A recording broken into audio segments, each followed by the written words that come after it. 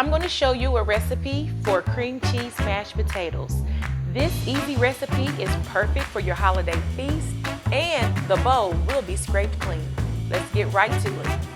In a large pot, add your potatoes and enough water to cover them. Bring them to a boil and cook for about 15 to 20 minutes or until fork tender.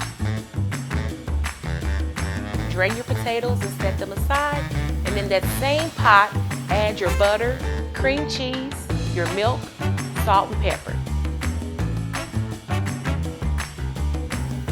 Last thing, season with just a little bit more salt and pepper, and if you want to spice things up, you can add some garlic powder or garlic salt.